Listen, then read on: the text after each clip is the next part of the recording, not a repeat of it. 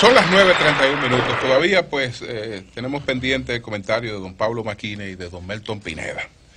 Pero ahora vamos a hacer pues una conversación, a sostener una conversación con dos distinguidos invitados que están con nosotros aquí.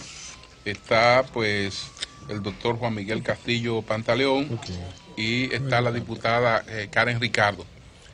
Con ellos vamos a hablar de la resolución que ha sido uno de los puntos más polémicos en los últimos días de la Junta Central Electoral, que se había adoptado a mediados de años, pero que no se conoció hasta este mes de diciembre, cuando primero se filtró y luego se colocó en la página de la Junta Central Electoral. Es la resolución mediante la cual los oficiales de las oficialías de Estado Civil estarían autorizados a colocar apellidos de un glosario que la Dirección de Informática de la Junta Central Electoral ha seleccionado. Y todo esto ha sido muy sorpresivo. Entonces, qué bueno, porque... Y algunos han protestado que no se va a utilizar su apellido, Espada, por ejemplo, que no, protestan por eso. Ellos están, los Espadas tienen un recurso de inconstitucionalidad en el Tribunal Constitucional con relación a este tema. Entonces, bueno... Regosa que luego reclamen herencia, como dice la gente. Sí. Entonces tenemos tanto a Karen como al doctor Castillo Pantaleón. Vamos a escuchar, doctor Castillo, usted que conoce la resolución, cuáles son los aspectos de esta resolución que usted objeta, y tengo entendido, por lo que ha informado nuestra compañera Anibelka, que la diputada Ricardo tiene una visión totalmente distinta, y qué bueno que podemos compartir esa visión. Parece que se distorsionó un poquito el nombre. No es que se distorsionó, más bien tú sabes que en los titulares se presenta algo para llamar la atención. Fue una intervención que ella tuvo en el Congreso, es diferente, pero hoy tenemos la oportunidad de aclararlo. Bueno, adelante. Sí, bueno, gracias por la invitación, y quiero aprovechar el espacio primero para dar un poco de data jurídica, ¿verdad? Sí. Porque es que... hay como una confusión. De hecho, dos abogados fuimos los primeros consultados sobre el contenido de esta resolución. O sea, todo esto se ha convertido en una especie como de bola de nieve. La semana pasada, la periodista Wanda Méndez del periódico Nacional, del periódico El Listín Diario, nos llamó a José Miguel Vázquez, que es un abogado especialista en materia de Estado y capacidad de las personas, tiene un manual extraordinario sobre eso. Y se comunicó con nosotros para consultarnos acerca del contenido de esta resolución. ¿Pero la semana pasada? Antepasada. Pero la resolución, usted sabe que es de mayo. Es de mayo. Es de mayo. Sería tiempo guardado ahí. Que la consulta fue después de la resolución. Sí. Y obviamente la consulta fue después que ya se estaba tratando en los medios. Cuando se hizo público. No, se empieza a tratar en los medios a partir de ahí. Okay. Y ella me pregunta que qué opino sobre la resolución. Yo le dije, mira, yo no la conozco. A ver, los abogados no estamos obligados a conocerlo todo. Claro. Y además obviamente, ella me dijo, mire, yo se la voy a enviar. ¿Y te la envió? Y nos la envía a José Miguel y a mí, que además somos muy amigos. Y obviamente desde que la leí, pues obviamente, y teniendo cierto dominio sobre algunos de los campos que están concernidos en la aplicación y por la materia, pues obviamente le pude dar mi opinión y le hice ciertos señalamientos. Lo primero era que hay un tema de procedimiento para dictar normativa administrativa. La ley 200-04 y la ley 1307 obliga a los organismos e instituciones, cuando van a dictar alguna normativa de alcance general, a hacer un proceso de consultas previo. Es un requisito establecido al menos por dos leyes. Y yo les consultas con las áreas. Claro, es lógico. Por ejemplo, con Nani no debió faltar ahí. En general para la población, porque es que si tú vas a disponer algo en el Congreso, los proyectos de ley pueden discutirse en el plenario de las salas del Congreso, de las cámaras del Congreso, y hay vistas públicas, la gente puede ir, cualquier ciudadano puede acercarse a un congresista, entregarle un proyecto y hablar ahí. Y eso se somete a discusiones. Es decir, eso es lo propio en un sistema no autárquico. En los autárquicos usted dispone sin consultar a nadie. Pero eso no es propio del sistema. Que me detenga ahí, perdón, pero qué raro que se saltó ese procedimiento. No lo sabemos. Yo lo primero que le señalé ahí, bueno, esta parte yo no la conozco. ¿Acaso si se hizo? Porque yo estoy hablando haciendo un señalamiento de una exigencia legal, pero yo no sé si se cumplió con ella. Le digo, mire, si eso no se cumplió, entonces adolece ya de entrada esta normativa. Esto o cualquier otra que haya sido dictada sin haber cumplido con este requerimiento de ley, pues obviamente adolece de un vicio.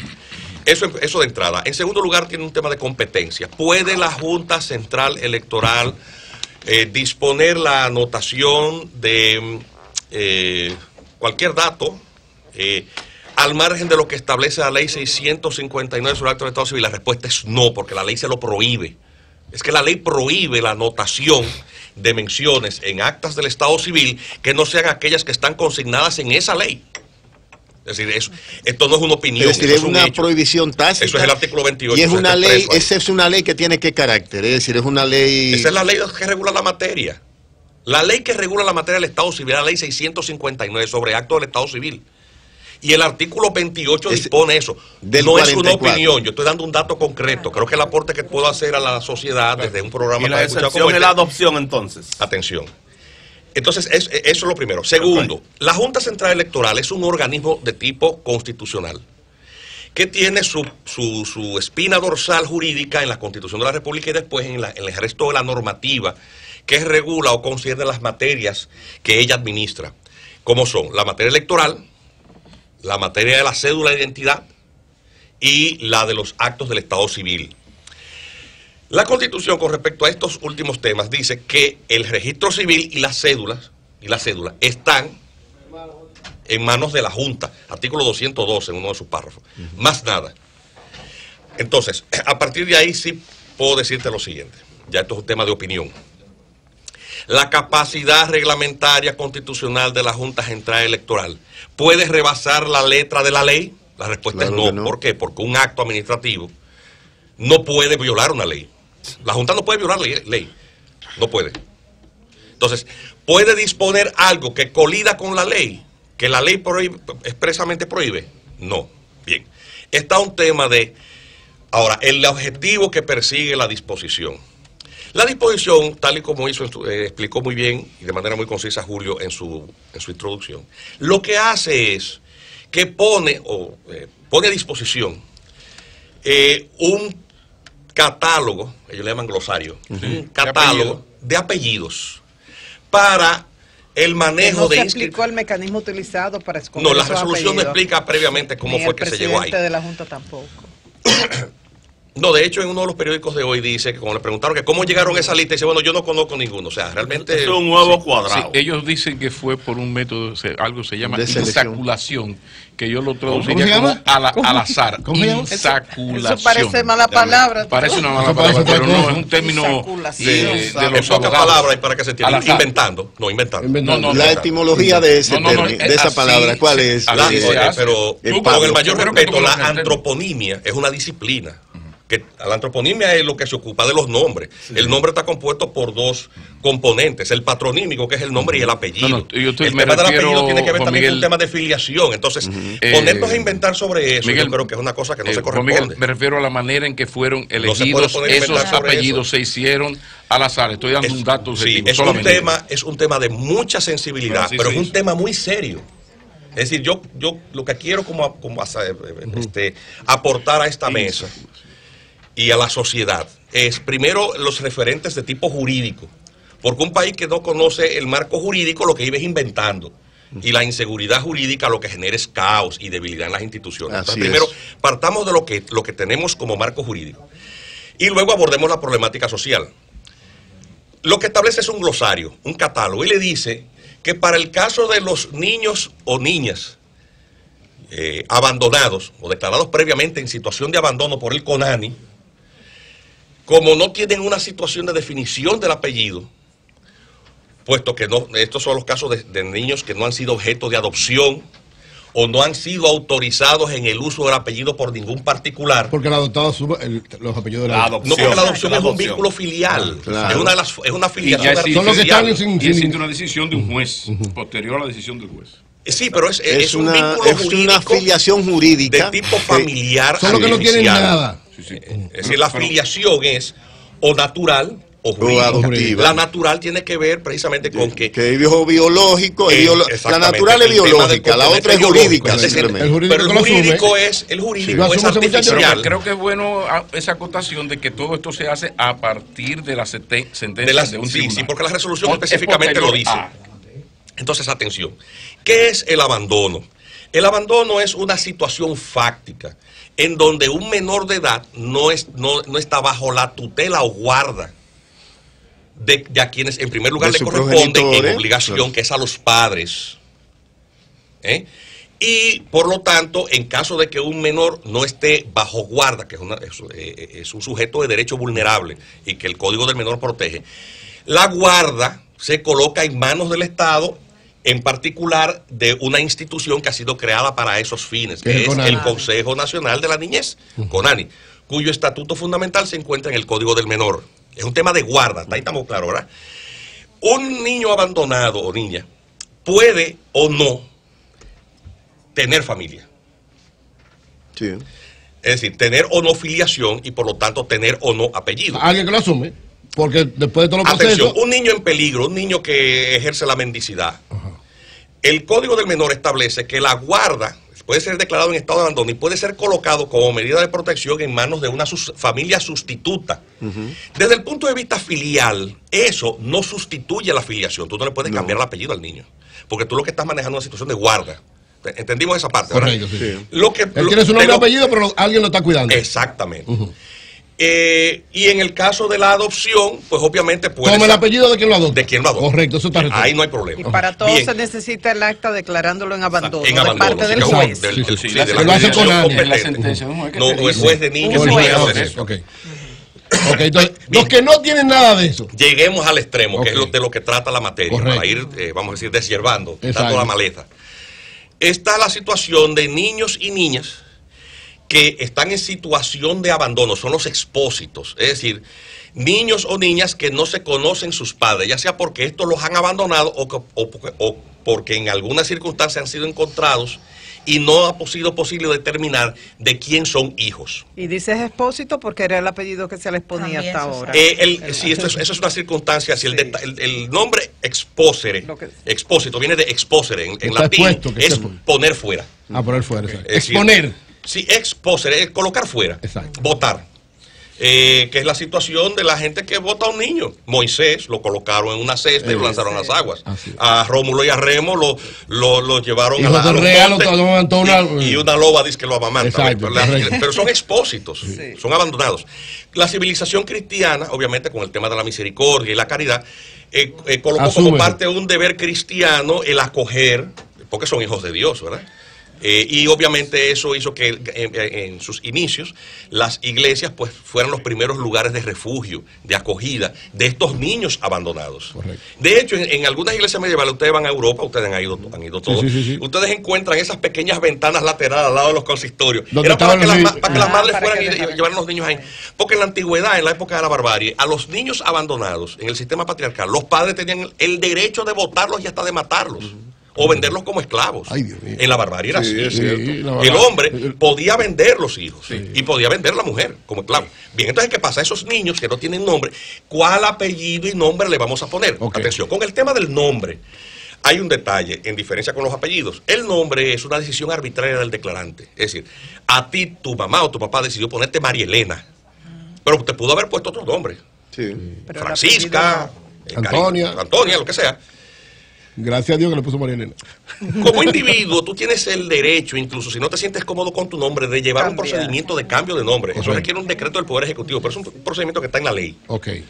Eso no afecta a tu estado y capacidad. Simplemente tú cambiaste tu nomen, porque no te sentías cómodo con él. Porque eso es algo del derecho de propia disposición. En latín se le llama eso jus in re ipsum. Pero el tema del apellido es otra cosa. Porque el tema del apellido tiene que ver con la vinculación filial. Es decir, establece un vínculo de derechos y de obligaciones en relación con quienes son tus padres. En el caso de la madre, la filiación se prueba por el simple hecho del nacimiento, porque es el vientre lo que crea el lazo íntimo entre el producto, el concebido, y la madre que lo alumbra.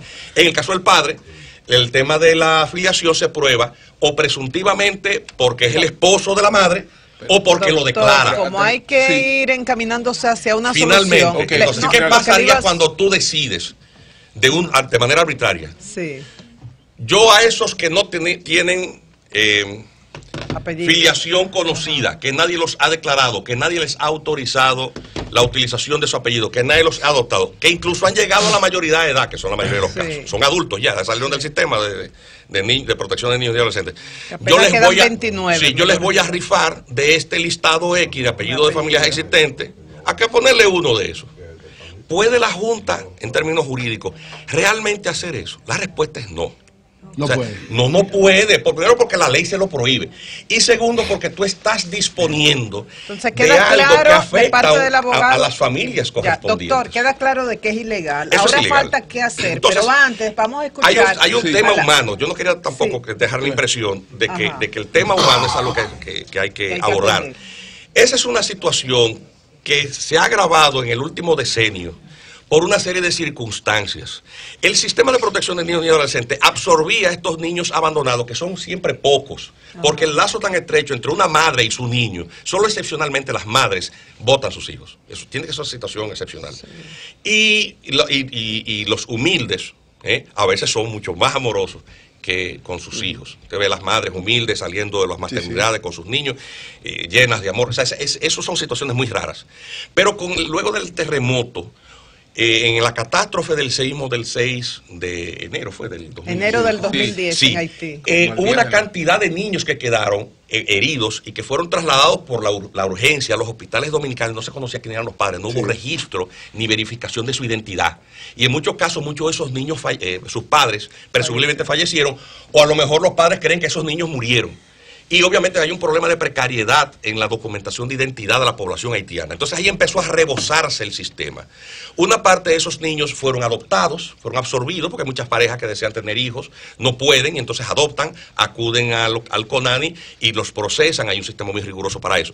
Pero entonces fue quedando un remanente de niños que no adoptó nadie.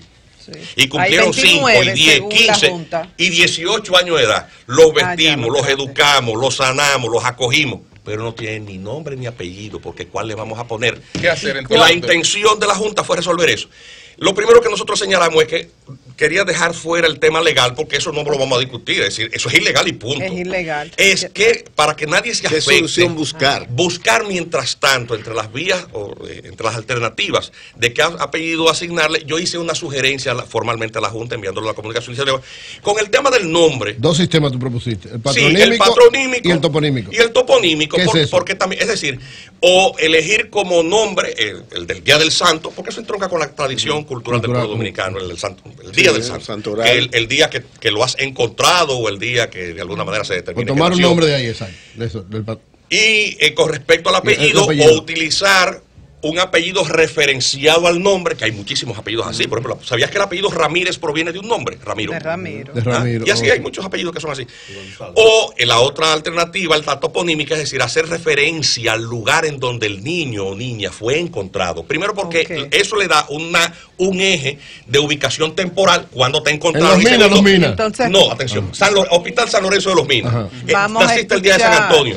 ¿Qué nombre te podemos poner? Antonio de San Lorenzo. Hasta bonito suena. Sí, bueno, no hemos concluido, pero vamos a escuchar la posición de la diputada Karen Ricardo. De verdad que muchísimas gracias por la oportunidad. Les comento que hace ya 7 años fuimos con una preocupación al Congreso Nacional. Literalmente yo fui histérica porque uno de los hogares de niños que patrocino en el municipio de Santo Domingo Este, pedí el listado de los nombres y las edades de los niños para unos regalos personalizados. Y ahí encontré una cantidad, más de 12, con el mismo apellido. Y dije, ¿pero y qué es esto? Apellido Rodríguez. Cuando me escandalizo, voy personalmente al hogar y le pregunto a la persona encargada qué pasa, que entonces son familia, que cómo es eso. Y me dice, no, que son niños que tienen ya en el mismo centro más de 4 o 5 años, que no lo han adoptado, que necesitaban educarlos y que para poder inscribirlo en una escuela mínimamente tenían que tener un documento y constitucionalmente eso era. Bueno, ¿y quién entonces los declaró? Y me dice, bueno, un empleado de CONANI, porque va y lo declara y le ponen el apellido de él. ya que la Junta lo ponga mientras tanto, ya que el procedimiento esté correcto, esté incorrecto. ¿Qué está pasando en nuestro país? Wow, ¿Qué está pasando tenemos en el patio? Sí. Y yo fui con esa crisis, lo planteé a mi amigo, en ese momento presidente de la Comisión de Justicia, Demóstenes Martínez, que estaban trabajando el Código Civil. De hecho, La Luz, tú sabes que en este momento está en el Senado de la República el Código discutiéndose. Y de verdad que hay un vacío legal al respecto. No hay un procedimiento creado para esos casos. ¿Pero puso algo Demóstenes en ese momento? Bueno, lo que plantea el doctor de que la Junta, eso no está dentro de la facultad de la Junta, es lo correcto. Ahora, el problema está de que todo el mundo tiene derecho constitucional a tener un nombre y un apellido. Y que está de que el procedimiento de usted poder estudiar, poder ir a un hospital, poder ingresarse en cualquier área, necesita una identidad. Entonces, ¿quién le va a declarar? Pues un allegado, un conocido, alguien que humanamente se sensibilice. Entonces, ¿qué tendría en ese caso, qué tendría la Junta que hacer? Pues tomarle la declaración, dicha la redundancia, al declarante y agregarle un apellido. De dactilar de sus huellas para saber el origen de sus padres y eso. Bueno, lo que pasa es que tú sabes que eso sería ya en la época que tú proyectas en un futuro, pero todavía no está. El ADN te determina, pero la huella no determina de quién es hijo nadie. Pero mire qué está pasando. En el 2009 me hicieron... ¿A ustedes no se lo hicieron? Pero las huellas no determinan de quién es hijo nadie. El ADN sí. No te crea un ADN. Pero el ADN sí. ¿Qué pasó con la Junta? ¿Qué pasó con la Junta? Cuando eso lo seguí socializando y fuimos a la Comisión de Niños y Adolescentes, me planteaban que un apellido común pues sería inhumano, discriminatorio. Ahí investigué todo lo de los expósitos y todo lo demás, y es cierto. Ahí está en lo correcto. Entonces, ¿qué me dice la Junta? Que el mecanismo es que ellos están asumiendo las declaraciones en los hospitales, pero no importa que lo declaren en los hospitales si luego lo van a abandonar. Porque si lo van a abandonar, el niño no lo despachan con un acta de nacimiento. Niños, Karen, que tú visitaste? Bueno, los más grandes tenían 11 años, 9 años, 7 años, 4 años. Todavía. Entonces, no, la mayoría no son extranjeros, Lalo. Sí, vamos a verlo por la característica, los niños hablan completamente como dominicanos y las características son como dominicanos. Los abandonan, se pierden, dependiendo del pueblo donde apareció, lo publican, lo anuncian, o sea, pero no se sabe. Entonces, realmente es algo que está pasando en nuestro país. Una burbuja, está pasando. La declaración, Karen, fue una declaración de apoyo a esta resolución. Lo que hice fue, bueno, prácticamente un agradecer que se estuviera manejando el caso, porque mientras muchos vivimos en una burbuja y estamos pensando en qué puede ser lo legal, qué puede ser lo correcto, lo humano es que esos niños necesitan educarse, es que están viviendo y que no podemos esperar 20, 30 años a que tomemos una decisión si va a ser un apellido común, si va a ser un apellido bíblico, sino que hay que asumir una posición y que el Estado debe asumir un compromiso. Sí. De que si va a ser un simple declarante, pues entonces esa acta que diga que ese apellido es de un simple declarante y que no asume ningún compromiso. Entiendo perfectamente el enfoque humano, eso hay que resolverlo, pero me extraña que una diputada que se supone que debe tener como su prioridad lo de las leyes, diga que es estar en una burbuja, pensar que si es ilegal o no. A mí como ciudadana... Yo me quedo sorprendida. No me doy a entender. Que la Junta toma una resolución de algo ilegal. Yo no estoy hablando en este momento de la resolución de la Junta. Lo de la resolución de la Junta no es legal porque no le corresponde a la Junta. No es a la Junta que le corresponde. Ahí quizás es un tema de interpretación. Lo que hablo es que constitucionalmente, que está por encima de la ley y por encima de nuestro Código Civil, la Constitución dice que todos tenemos derecho a un nombre y un apellido. Entonces no te voy a hablar, la burbuja no, eso no es el punto. ¿Tú me entiendes? O sea, y el Código Civil lo que está creando un mecanismo para esos casos, que se asumen que son pocos, pero por pocos que sea, 200, 300, 155, ¿qué va a pasar con esa criatura? Que se va haciendo niño, joven, adolescente, hombre, o sea, que ya mientras lo estemos calculando, exacto, mientras estemos calculando qué va a ser lo legal, el mensajero de esa institución, que es la que le corresponde que ese niño se inserte a la sociedad, lo esté declarando, es lo que tenemos que ver si va va a ser bueno y válido. Y entonces ahí ver si dentro del Código Civil se le va a poner a esa acta una declaración, un párrafo que diga que esa persona le está dando ese apellido momentáneamente hasta que el estatus legal de ese ciudadano o ciudadana sea resuelto definitivamente. Que ese es el bajadero que nosotros pudimos encontrar. ¿Alguna precisión final? Mira, eso es posible. Quiero precisar el detalle. Okay. Yo creo que debe quedarle claro a la población de que el mecanismo particular para cada caso, para cada individuo que no tiene apellido, de proveerle de un apellido, está previsto en la ley. Eso está previsto. El artículo 85 y siguientes de la ley 659 sobre acto de Estado Civil permite a cualquier persona autorizar a otra a la utilización de su apellido. Okay. La única previsión que establece la ley es que este apellido se agregará a los existentes, obviamente para evitar confusiones con respecto a la afiliación.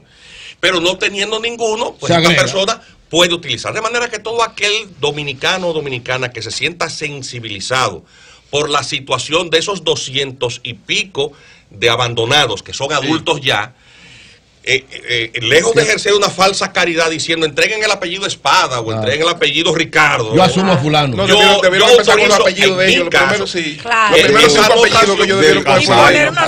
Esa anotación va a ser hecha en el acta de Estado Civil que se ha levantado. Lo pongo a disposición Cabral y Jiménez. Y tu nombre estará ahí.